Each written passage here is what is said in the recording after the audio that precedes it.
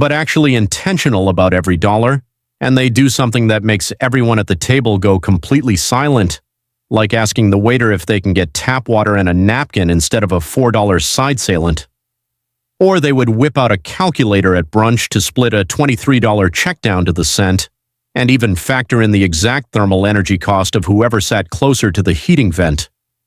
And you were just sat there thinking, how on earth do they make six figures? This got me thinking about how I react to money.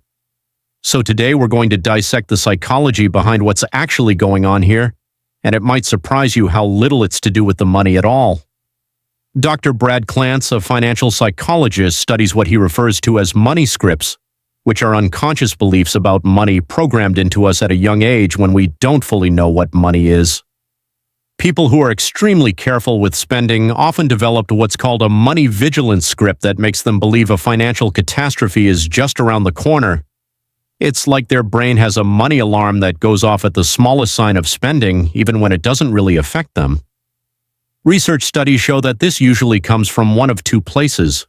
Either they grew up watching their parents stress over money in ways that left marks, or they've gone through their own financial trauma like bankruptcy or witnessing a family business go down.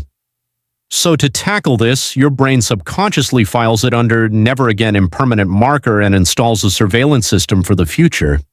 But where it can get tricky is that this type of behavior isn't always from scarcity in the past. Some of the most penny-conscious people you'll ever meet are those who grew up with money, and that does sound a little off until you realize their parents were most likely thrifty too. So they gain the anxiety without ever facing the real issue, kind of like developing PTSD from a war you didn't fight. You're feeling all this money anxiety in your body, even though your lived experience doesn't warrant it because your nervous system doesn't care about the logic behind it. It just knows that spending money feels dangerous in a way you can't quite articulate. So you reuse Ziploc bags until they're worn out and barely holding together anymore, or drive 11 miles just to save 9 cents per gallon while your car burns through $3 of gas just getting there. The math may not be mathing, but the psychology sure does. There's also another kind of extreme saver, and their motivation is different. These are people who use extreme thriftiness as a form of control without realizing it in a world that feels unpredictable. Dr. Sarah Newcomb at Morningstar studies financial behaviors, and she's found that when people feel like their lives are spinning out of control, they grab onto the one thing they can control with both hands and squeeze until their knuckles turn white. If you can't control the important things in your life, like job security, relationships, or things like whether your landlord decides to sell the building, you can control whether you buy name brand or generic aluminum foil. Finally, having one corner of your life where you make the rules matters more than the 70 cents you actually end up saving, which is why you'll meet people who can be selective penny pinchers in the most bizarre ways. They'll refuse to pay for parking but then drop $2,000 on a rare vinyl collection without blinking. They'll clip coupons for dish soap but lease a luxury car. The reason for the inconsistency lies in psychology.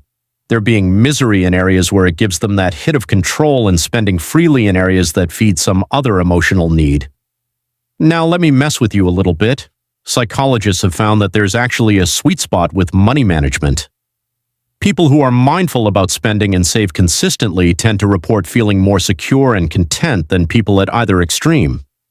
So moderate financial caution can actually improve your mental health. Except most people either can't find that middle ground, or they rocket past it and end up eating ramen by candlelight to save on electricity despite having a healthy retirement account. The line between financially responsible and psychologically concerning is surprisingly thin. But here's the thing that'll really bake your noodle. A tendency to either extremes, spending or saving, is often two sides of the same coin. Both are efforts to cope with anxiety through money. The spender seeks emotional fulfillment with their purchases, whereas the saver seeks to build a castle of security that will protect them from unnamed disasters. So they're quite alike, but just go about it with a different approach. We should probably go into the social cost here, though, because people who pinch pennies often end up isolating themselves from others accidentally. When you're the person who never wants to go out because everything costs money or you look so uncomfortable all the time, It's like you're at a happy hour that secretly feels like a hostage situation. People eventually stop inviting you. After that, you get lonely. It makes you more anxious, so you grip your money even tighter. So you end up in this feedback loop that your brain imagines in order to protect you from a danger that's barely there. Money is one of the top reasons couples fight. And when one person is extremely budget conscious and the other person is literally any other financial personality type, you've got conflict built into the foundation. To the thrifty person, their partner's spending feels reckless and anxiety-inducing. To the partner, the penny-pinching behavior feels controlling and joyless. Neither person is wrong. They're just operating from completely different money scripts running on autopilot. There's also this paradox where tight-fisted people often have the money to be generous, but they can't access it psychologically. They'll have significant savings while their friend is struggling and they genuinely want to help, but the thought of giving away money triggers such intense anxiety that they just don't. Then they feel guilty, which adds another layer of psychological mess. Mental health professionals who work with money-related issues point out that compulsive saving behaviors can become just as problematic as compulsive spending when they start interfering with quality of life. When the behavior damages your relationships and prevents you from experiencing joy, that's when you've crossed from being good with money into territory that might benefit from professional help. And here's what really gets me. People who obsessively save are doing this because they want to feel secure. That's the whole point. Except the irony is that extreme financial restraint often creates the opposite of security.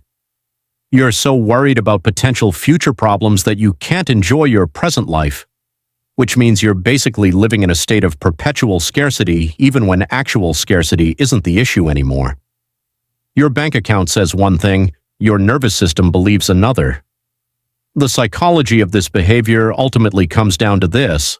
It's almost never about the money itself. It's about control, security, anxiety management, inherited trauma, or some combination of all of that mixed together in ways that made sense at some point, but now have calcified into patterns that might not serve you anymore. And the tricky part is that thriftiness gets socially rewarded in ways that other money disorders don't. So careful spenders rarely get the feedback that maybe they should examine why they're behaving this way.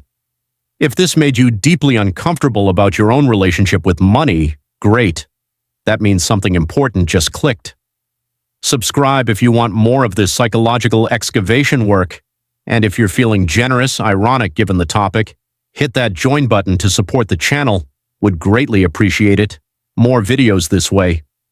Same energy, but with a different intriguing topic. Meet you there? Please subscribe my channel and tab the bell icon